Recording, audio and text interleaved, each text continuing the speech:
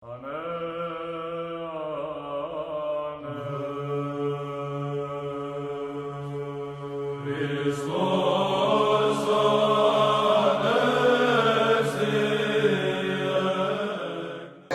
i Svetoga Duha, braćo i sestre, u ovu 7. nedelju po Vaskrsu upravo smo čuli razgovor i molitvu Sina Božjega i Gospoda i Spasa našeg Isusa Hrista sa Bogom Otcem, kako je Gospod poslao Sina svoga jedinorodnoga i sve što ima Otac ima i Sin, i sve što ima Sin ima i Otac, i da je došlo vrijeme da se proslavi Sin Božji slavom koju ima od predvječni Bog u Carstvu Božjem. I čuli smo prosto domostroj i ustrojenje spasenja Božjega prema nama ljudima i čitavom svijetu, jer kroz Gospoda Isusa Hrista spasava se rod ljudski i sva tvorevina. Kaže dalje: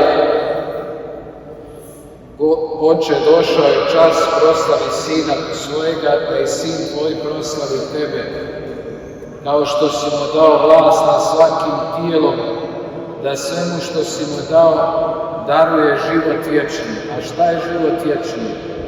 Da poznaju tebe, jednoga istinitoga Boga, koga si poslao, Isusa Hrista.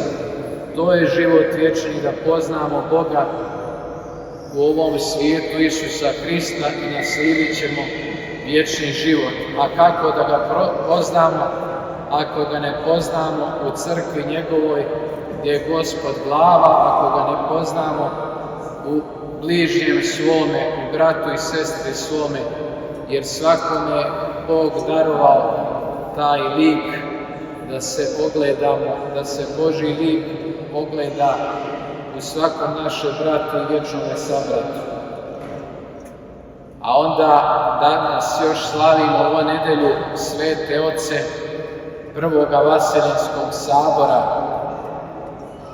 njih preko 300 otaca počelo je dogmatima da utvrđuju našu vjeru pravoslavnu koju ispovijedamo.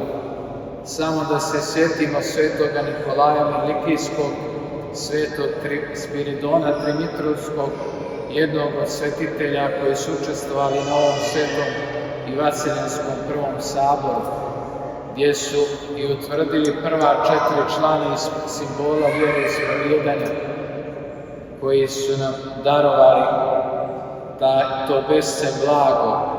Pa smo pjevali prije apostola: blagosloven si ješci, Gospode Bože, otaca naših, otaca prvog Vaseljenskog sabora i svih Vaseljenskih sabora i svih svetih otaca naših i predaka, koji nam ostaviše vjeru i ispovjedaše, kao što i mi danas ispovjedamo. I hvaljeno i proslavljeno ime Tvoje. Hvalili su ga i proslavljali, kao što ga i mi danas proslavljamo. Nek je srećan i blagosloven ovaj divan praznik i Hristos vaskrse i Hristos se vaznese.